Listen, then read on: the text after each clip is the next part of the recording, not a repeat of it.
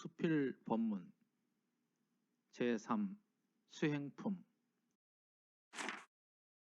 1-58 수행품 56장 을해 동선 결제시 훈사.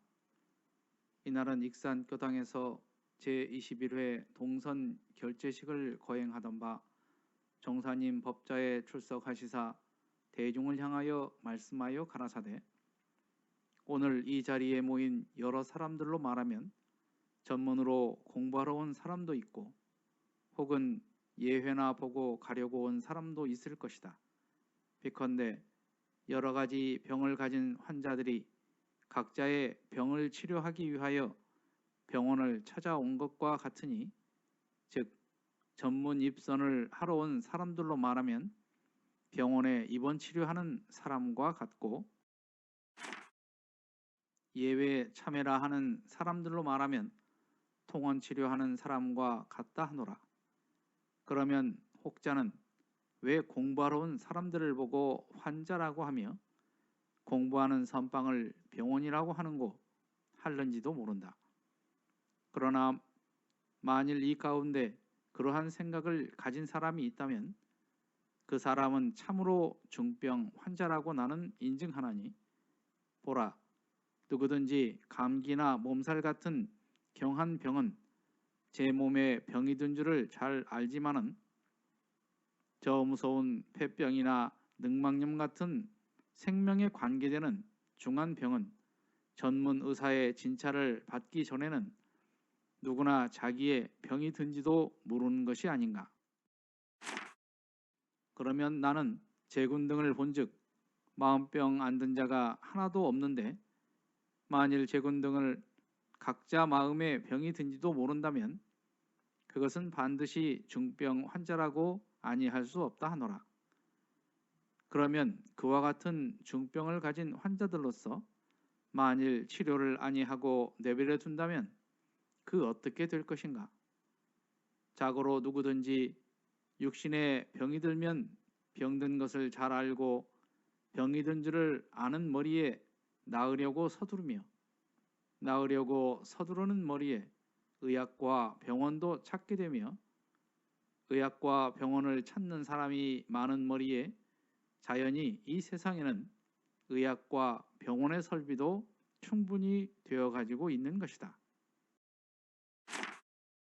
그러나 그 반면에 마음병이 든 것은 병인지도 모르고 병이 든지도 모르는 머리에 나으려고 서두르는 사람도 없으며, 따라서 그 병을 나을 만한 의학과 병원도 없게 된 것이다.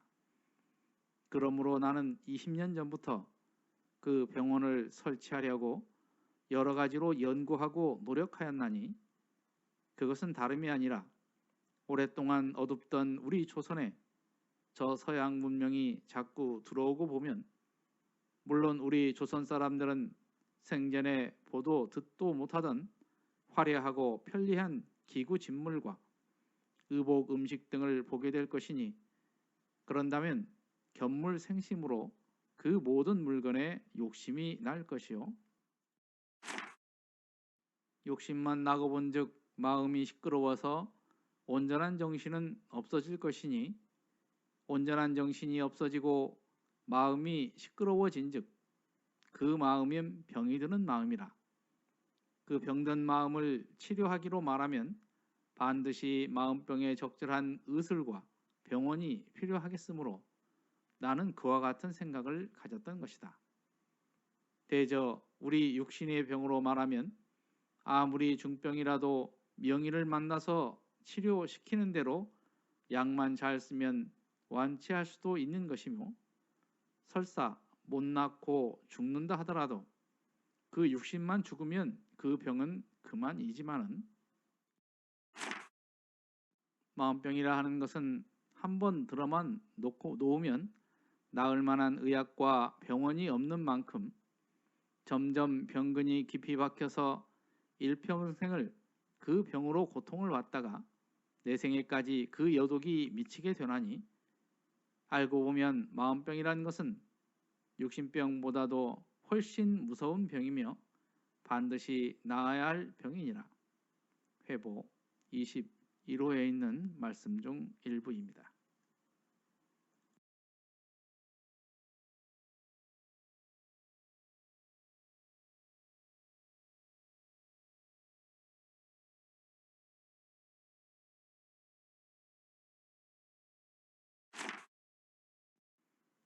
(1-58의) 내용은 수행품 56장과 57장으로 나누어서 실려 있습니다.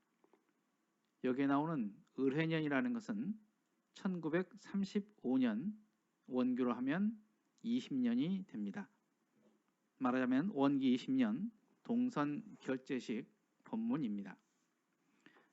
먼저 56장에 있는 말씀입니다.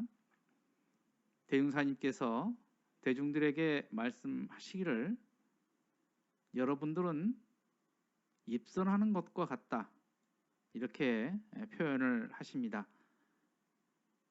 왜 선방에 온 사람들에게 병원에 입선하는 사람과 같은 것일까? 이거에 대해서 설명을 하십니다. 대흥사님께서 초기 훈련 때는 소 길들이기와 같은 행동의 변화를 예로 드셨으며 이후에는 마음 공부에 중점을 두고 설명하시는 것 같습니다. 대흥사님께서 공부하러 온 제자들을 환자라고 하고 또 선방을 병원이라고 했는가 이렇게 물었는데요. 대흥사님께서는 교의품 34장에서 세상의 병 6가지를 밝혀주셨습니다. 생각해보면 우리 중에 이 병에 해당되지 않는 내용이 있을까, 그런 생각을 해봤습니다. 대중사님께서 제군들은 각자의 마음에 병이 든지도 모른다면 그것은 반드시 중병 환자라고 아니할 수 없다, 이런 이제 표현을 하셨는데요. 사실 겉으로 드러난 병은 고치려고 합니다. 그리고 고치려고만 한다고 하면 대부분 치료가 가능합니다. 요즘은 의술의 발달로 인해서 더 많은 치료가 가능합니다. 그 반면에 마음병이라는 것은 사람들이 잘 알지도 모르고, 또한 우리나라에서는 정신병원에 다닌다고 하면 사람들이 별로 좋아하지 않습니다. 그러므로 대흥사님께서는 개교포로 물질이 개벽되니 정신을 개벽하자는 말씀을 하셨습니다. 당시에 서양 문물이 물밀듯이 들어올던 시기였습니다. 그래서 물질에 현혹되는 그러한 마음이 생기는 것은 당연했을 것입니다. 그래서 물질의 발달과 더불어 생기게 되는 마음병을 치료하기 위해서 정신개벽을 개교표로 말씀하신 것이며 이 회상을 만드신 포부라고 그렇게 말씀을 하신 것 같습니다. 여기에서는 20년 전부터 그 병원을 설치하려고 여러 가지로 연구하고 노력하였다, 이런 표현을 쓰셨습니다. 그 병든 마음을 치료하기로 말하면 반드시 마음병에 적절한 의술과 병원이 필요하겠으므로 나는 그와 같은 생각을 가졌다, 이런 말씀을 하셨는데요. 바로 이 회상이 곧 정신개벽의 회상이며 우리가 알고 있는 이 교리가 곧 마음병 치료의 방법이 될 것입니다. 현대의 의술은 극도로 발달해서 육신의 병을 많이 고쳐가고 있습니다. 하지만 현대에 이르러서도 우울증이라든지 하는 마음병이 더 많아지고 있습니다. 슬프게도 우리나라의 자살률이 세계 1위라는 소리가 있습니다. 그만큼 마음병을 많이 가지고 있는 듯합니다. 대중장님께서 앞서서 마음병 치료를 강조하신 뜻이 현대에 들어서 더욱더 필요한 내용이 아닌가, 그런 생각을 해봅니다. 이상으로 대종경 수필 법문 봉독회를 마칩니다. 마음 공부 잘하여서 새 세상의 주인 됩시다. 감사합니다.